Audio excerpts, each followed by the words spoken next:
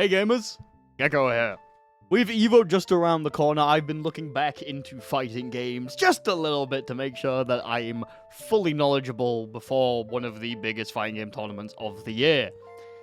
Well, if you don't look at the player numbers, it's called one of the biggest fighting game tournaments of the year. No, we're not here to dog on Evo yet. And I noticed that there has been a anime that has been announced that's talking about fighting games. And I'm actually a little bit familiar with this property already. Next month, there is an anime called Young Ladies Don't Play Fighting Games that is set to release on like the 2nd of July, so very soon. I'd actually read a little bit of the manga ages ago. It was sort of popping off in fighting game circles around 2-3 years ago. I can't remember exactly when it was. But I read a fan translation very early on in the manga's life, and I caught up with it and then just completely forgot about it. Funnily enough, Yuri isn't really for me. Like, I like it. I'm not gonna sit there and just not read something or not engage with it because there's women loving women in it, but it's also not something that I specifically seek out. And while I thought the fighting game inclusion was kind of neat, this show it's very much about them liking each other. I think, at least. They might just be really good friends.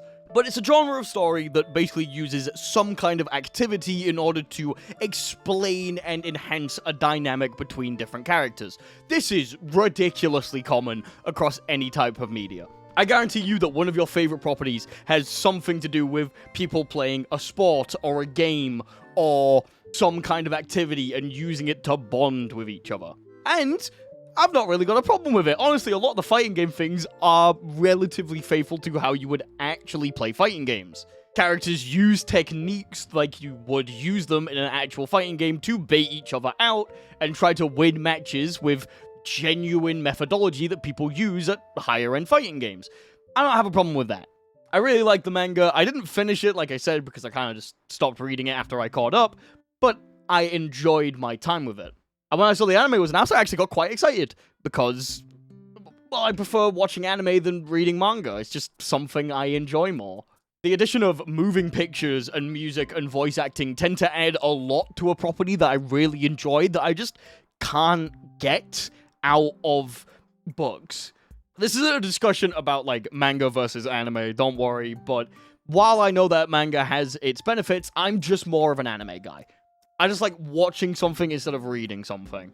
There's a couple of exceptions to that, which I may or may not talk about in the future, but that's not the point here. The anime was announced, and alongside the announcement of the anime, they are saying that they are going to be using real footage from Street Fighter 6. And that's irked me a little bit. In the actual manga, they play a Street Fighter clone. I think it's called Iron Senpai 4? They're playing? Yeah. They play a game called Iron Senpai 4. Well, Iron Senpai is basically just shown through multiple different games, with like them playing older games in flashbacks. It's also abbreviated as Pi? Well, at least it was in the, like, fan sub that I read. Apparently in the original one, it looks more like a hat. We're just going to be calling it Iron Senpai. And Iron Senpai is a fake fighting game, but it is very much based off of Street Fighter. Despite having the chaos gauge, it is meant to be primarily a representation of Street Fighter 3 and Street Fighter 4, with like mixes between the two. There's like a stun gauge that's used in Street Fighter 3, but obviously it's Iron Senpai 4, and there's like a couple of things that are sort of between 3 and sort of between 4.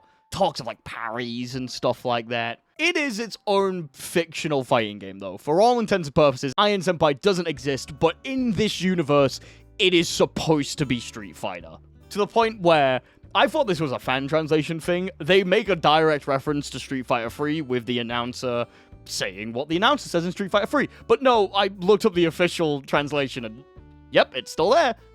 And it's cute. It's nice. Obviously, them copying Street Fighter and then finally being able to use an actual Street Fighter property in the anime is nice, but it does lead to a couple of problems. The thing that worries me the most is with these kind of shows, the game that they play is entirely set up to enhance the relationship between the characters. You can see this in pretty much any sports anime. While the rules of the game are followed to a T, whatever they're actually doing, it's generally morphed around the kind of story that they want to tell. Players will learn new techniques and show off different things that they can do based on how they want the story to work. There's obviously levels to this, but when it comes to being a secondary thing that gets the characters to connect, normally the rules are meant to be bent and shaped in ways that don't really matter too much. The obvious example is something like the Yu-Gi-Oh anime, where Yugi cheats all the fucking time, but like, no one cares because it's cool.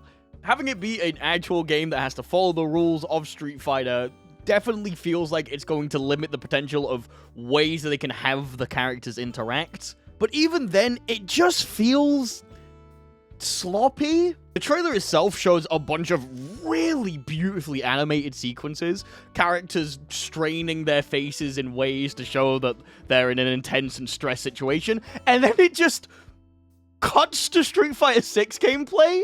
And, like, as someone who's worked on a series where I use literal match footage to try and tell a story, yeah, sometimes the fighting games don't look that interesting. Sometimes you have to add a couple of things to make them more interesting. And it's gotten to the point where other shows that have worked within the framework of fighting games have had to experiment. High Score Girl, which was an anime that came out, like, what, 6 years ago? Maybe more? Probably more, actually. No, definitely more. I think it was like 8. God, I feel old. Is another romance story that involves fighting games, and the majority of that show doesn't have fighting game footage. It's another show that uses Capcom characters, but because of the time period that it's based in, they generally use the sprites that are ripped out of the game.